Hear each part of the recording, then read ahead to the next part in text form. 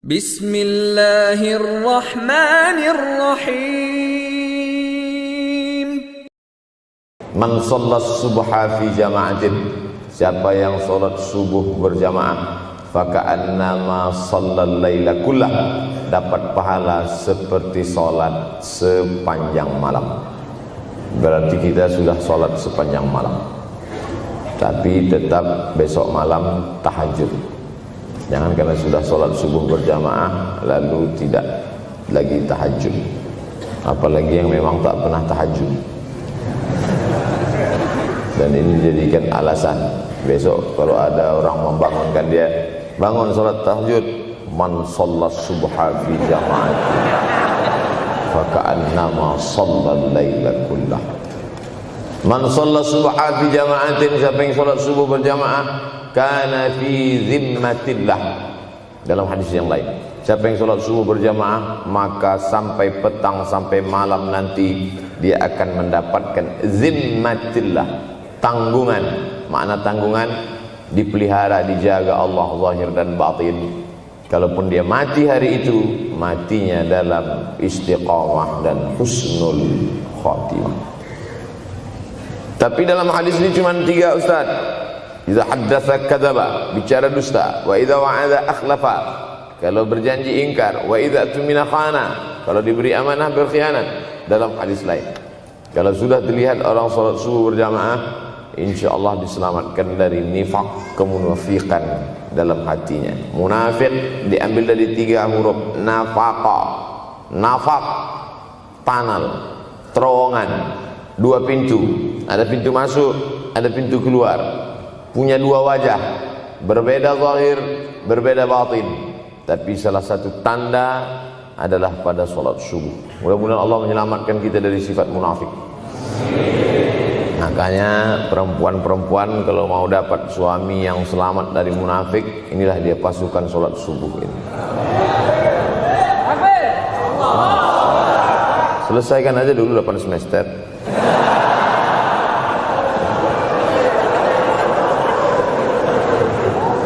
Imam Abu Ja'far Al-Barzanji menulis dalam syairnya, walamma tamma min hamlihi, ketika sempurna hamil Aminah, syahrani 2 bulan, ala ashhuril aqwalil marwiyah, menurut riwayat yang masyhur, tufiya bil madinatil munawwarati abuhu Abdullah, meninggallah abuhu, bapaknya, bapak Nabi Muhammad SAW, Abdullah bin Abdul Muttalib bin Hashim bin Abdi Manaf bin Qusay, di kota Al-Madinah Al-Munawwarah. Ketika itu usia Nabi 2 bulan dalam kandungan.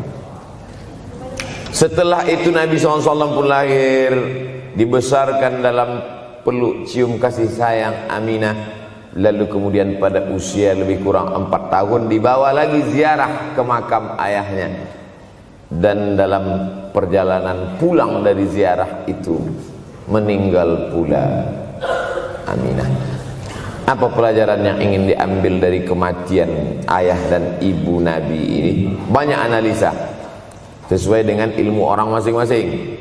Bagi psikolog yang katanya pengaruh akal manusia itu dipengaruhi 4, maka kata mereka manusia ini berpikir itu dipengaruhi oleh pertama ayah, yang kedua ibu, yang ketiga bacaan, yang keempat lingkungan. Maka Allah ingin membersihkan Nabi Muhammad sallallahu alaihi wasallam dari 4 ini. Apakah akal Nabi Muhammad itu dipengaruhi oleh ayahnya? Tidak, karena dia tidak sempat bertemu. Apakah Nabi Muhammad SAW itu akalnya dipengaruhi oleh ibunya? Tidak, karena 4 tahun sudah meninggal dunia. Apakah Nabi Muhammad SAW itu dipengaruhi oleh bacaannya? Tidak, karena Nabi tidak bisa membaca. Walladzi ba'atsa fil ummiyina rasulan minhum, Allah yang mengutus dia kepada umat yang ummi, la yaktub wa la yaqra, tak menulis dan tidak membaca. Minhum, dan dia bagian dari mereka, dia juga tidak bisa tulis baca. Apakah Nabi Muhammad SAW itu dipengaruhi oleh lingkungannya? Tidak, karena di lingkungannya zina begitu bebas, tipu muslihat, dan dia tetap dengan jati dirinya bergelar al-amin, orang yang paling amanah menurut para psikolog. Tapi ada analisa lain, mengapa ayahnya meninggal ketika dia berusia 2 bulan dalam kandungan, dan belum sempat pula dia mendapatkan kasih sayang seorang ibu. Di situ pula dia meninggal dunia, ibunya saat dia berusia 4 tahun. Maka salah satu analisanya adalah Allah ingin menjaga Nabi Muhammad SAW tidak sempat durhaka pada ayah dan ibunya, karena orang yang durhaka tak layak menjadi Rasul utusan Allah Subhanahu wa ta'ala. Makanya sehebat-hebatnya bapak Nabi Ibrahim bernama Azar. Apa kata Azar? Wa idh qala Ibrahimu li abihi Azara. Ingatlah ketika Ibrahim berkata kepada bapaknya Azar, atattakhidhu asnaman alihah. Mengapa engkau menjadikan berhala ini sebagai Tuhan, wahai bapakku Azar? Apa jawab Azar? La illam tantahi, kalau kau tidak berhenti menceramahi saya, la arjumannaka, aku lempar engkau pakai batu. Wahjurni maliya, tinggalkan aku untuk waktu yang sangat lama. Pergi sana, kata Azar. Apa jawab Nabi Ibrahim alaihissalam?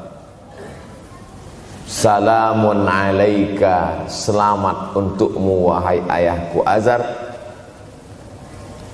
Aku akan memohonkan astaghfirulaka rabbi, memohonkan ampun kepada Allah dosa-dosamu supaya diampunkan Allah.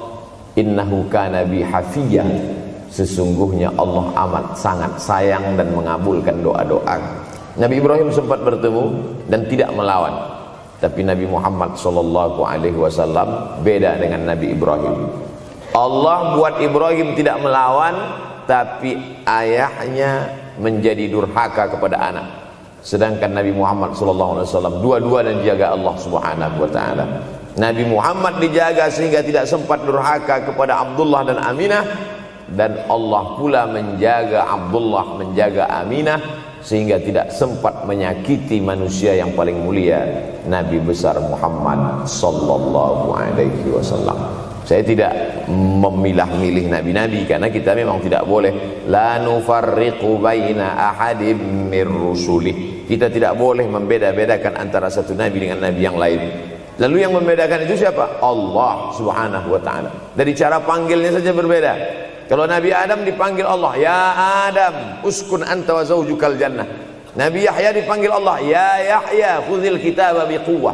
Nabi Isa dipanggil Allah, ya Isa inni istafaituka 'alan nas. Tapi Nabi Muhammad SAW, Allah tidak pernah manggil dia ya Muhammad. Allah panggil dia dengan dua sebutan. Pertama, ya ayyuhar rasulu balligh, wahai Rasul. Dalam panggilannya yang lain, ya ayyuhan nabiyyu jahidil kuffar. Bukan kita yang membedakan, Allah yang membedakan cara panggilan untuk Muhammad sallallahu alaihi wasallam. Begitu juga dengan berdoa. Kalau Nabi Musa alaihissalam, dia yang berdoa, Rabbis shrahli sadri, lapangkan dadaku, wa yassirli amri, mudahkan urusanku.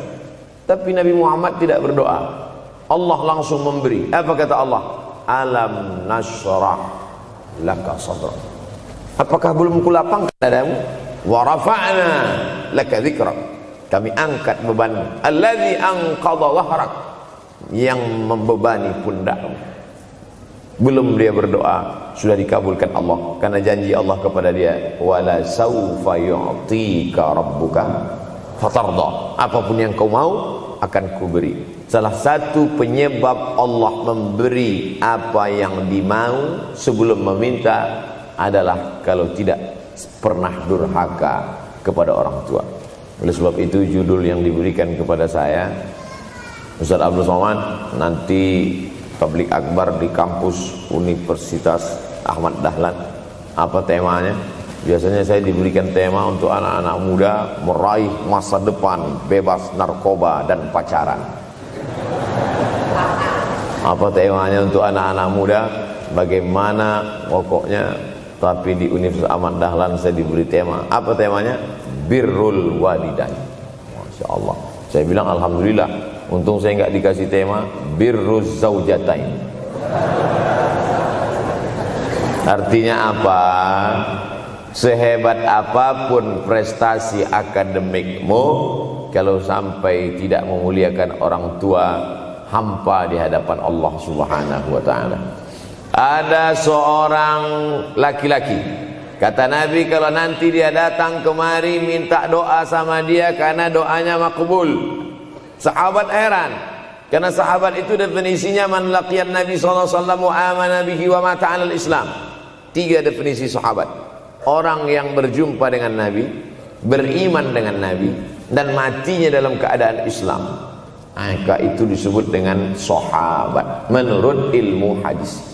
Makanya ketika saya menjelaskan itu ke mahasiswa, Aisyah yang merupakan sahabat Nabi, komplain mahasiswa, mohon maaf Ustaz keliru, Aisyah itu bukan sahabat tapi istrinya. Kita bicara ilmu hadis. Makna sahabat, man laqiyan Nabi, berjumpa dengan Nabi, wa amana bihi, beriman dengan Nabi, wa mata 'alal Islam, mati dalam keadaan Islam. Abu Lahab ketemu dengan Nabi tapi tidak beriman dengan Nabi dan mati dalam keadaan kafir, maka tidak masuk golongan sahabat. Tapi ini ada seorang laki-laki hidup sezaman dengan Nabi dan Nabi mengenal dia, dan Nabi berpesan nanti kalau dia datang ke kota Madinah minta doa dari mulutnya karena doanya dikabulkan Allah Subhanahu wa ta'ala. Sahabat heran, kami yang hidup bersama engkau, kami yang berperang bersama engkau, kami yang sholat di Masjid Nabawi bersama engkau, kenapa doa dia lebih makbul daripada kami? Malah kami meminta doa dari mulut dia. Tapi tidak boleh membantah dan melawan Nabi. Pokoknya nanti kalau dia datang kemari minta doa kepada dia. Setelah Nabi Muhammad SAW meninggal dunia, laki-laki itu pun sampai ke kota Madinah, berjumpa dengan sahabat. Sesuai dengan yang dijanjikan Nabi, mereka pun meminta doa kepada dia. Namanya Uwais Al-Qarni. Makanya Uwais Al-Qarni tidak ada masuk dalam buku biografi sahabat. Kalau mau mencari biografi sahabat Nabi, buka kitab namanya Al-Isabah fi Tamyizis Sahabah, atau baca juga Usudul Ghabah fi Ma'rifatis Sahabah, atau baca juga Al-Isti'ab fi Ma'rifatil Ashab. Itu memang buku biografi isinya sahabat Nabi semua. Sahabat Nabi klasifikasi. Yang pertama, Al-Ashra Al-Mubasysyaruna bil Jannah, 10 sahabat yang dijamin masuk surga. Level kedua, sahabat Nabi yang ikut perang Badar. Berikutnya, sahabat Nabi yang masuk Islam sebelum hijrah. Berikutnya, barulah ujung sahabat Nabi masuk Islamnya setelah hijrah.